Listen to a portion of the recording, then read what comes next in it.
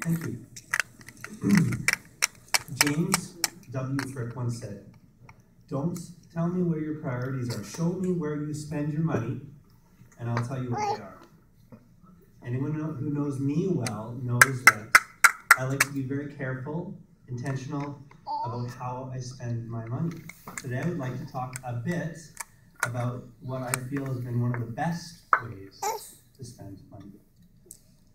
We've all heard the mantra, money can't buy you happiness. And while it turns out that this is obviously true in a direct sense, research supports that the ways in which we spend our money may have a significant impact on our well-being and thus our happiness.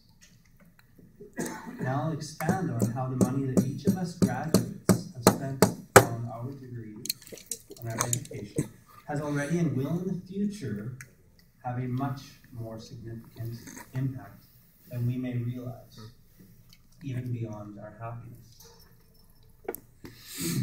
Benjamin Franklin once said, "An investment in knowledge always pays the best interest." I agree with Mr. Franklin. We have learned a lot of knowledge. One might say that we've even learned a new language. I remember reading my first textbook for my first Providence class. I remember how slow that reading was, since it was like learning a new language to me. The many new terms and concepts were unfamiliar to me, and so it took a while for each paragraph and even each sentence to really sink in. Now I feel able to even skim some psychology and counseling books and follow the author's main idea as I feel far more fluent now with this language of psychology. However, just like almost all degrees, learning is much more than filling our minds with vocabulary, facts, and all sorts of knowledge. We've learned to think differently, how to study, how to analyze, how to critique. We've invested our money in both knowledge and a changed way of thinking. Money well spent. Now let me read Franklin's quote once again. "An investment in knowledge always pays the best interest." Our investment in our education perhaps has, or at least will, become a significant monetary investment in our future and the future of our families. That is, unless we become employed in the not-for-profit sector. But really, I've always loved to spend my money on learning. One of the key ways in which researchers say that you can convert money into happiness and well-being is by buying experiences. Learning is an experience. The money we spent on this education will never be taken away from us. In contrast to investing in the stock market, for example, as people learned in 2008. Warren Buffett once said, "Only buy something that you'd be perfectly happy to hold if the market shut down." This education is indeed one of those things. Money well spent. Let me recap so far. Knowledge and experience, great ways to spend our money.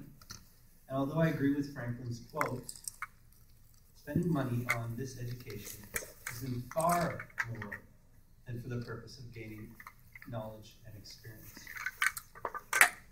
Before starting at Providence, I worked with homeless people, and although I enjoyed it, I found myself wanting to help them out so very much, but I didn't have the skills or the tools to help them. I found myself lacking and evoking change. And although I don't have all the tools, I have some, and I'm on the path, just as we all are. The skills and tools we have developed in our time at Providence have an impact in areas far beyond the counseling room. They have changed the way we interact with all people. Just ask our spouses and family members. They will surely agree, although they might not always have appreciated all the times we tried to psychoanalyze them. But really, what value can you place on skills that are so universally transferable as counseling skills are? Money well spent. This knowledge, these experiences, these tools, these skills, these changes, all go far deeper, even than what I've described so far. They're not just external changes in the ways in which we interact with other people. This education has changed us to the core. We've developed in the way we view others. The practice of counseling, of getting deep into the lives of other people, pretty much can't help but transform a person. Even if we resist, we have no choice but to develop empathy at times. We have grown in our faith perspectives. We have grown in our understanding of God, of truth, and of the importance of multiple perspectives. We have become more comfortable with grays, with ambiguity, and with not always being right. We have become more authentic Christians. I, for one, am grateful for all of those assignments where we were told to describe our own faith journeys and to elaborate on how the course topic integrates with our own life and faith. This has forced me to wrestle with and face some concepts and difficulties that I never had before. Our professors knew that in order for us to truly have a transformative impact on our clients, we need to develop and mature as people and as Christians first, to become transformed ourselves and thus become who we were created to be. We haven't grown in a vacuum, however. I've learned that at the foundation of our development is our community, our family, our churches, our friends, and even our professors. In this, we give thanks. Even being surrounded by fellow students whom we connect with in ways and on topics that we often do not normally connect with others on has been a significant gift for me especially.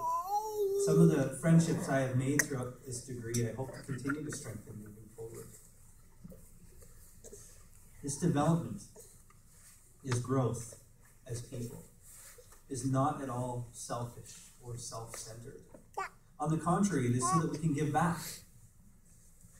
So that not just the knowledge, the tools, and the skills that we've learned can benefit our clients and all those we interact with, but that so that our lives can become a gift for them. Counseling is not just a profession or a career. It is a way of being, and it is a way of being with people. As Providence students, we have all learned that counseling is not just about changing people through our words. Although that is a part of it, it is about being with people in a real and genuine way. In many cases, this way of being with our clients has never been experienced by them before. And in many of these times, it is not our words, our knowledge, or our tricks of analysis that really help them. Often it is just through sharing their life experiences with them as authentic people. Earlier I spoke about how starting at Providence for me was like learning a new language. What I've learned even more is that the language which I'm still learning is the language of our core selves. I'm learning to listen to and understand what is inside of me at my core, and hopefully to listen to what is inside of my clients at their core, their desires, their fears, their sadnesses, their hopes, and even their dreams. What an incredible gift.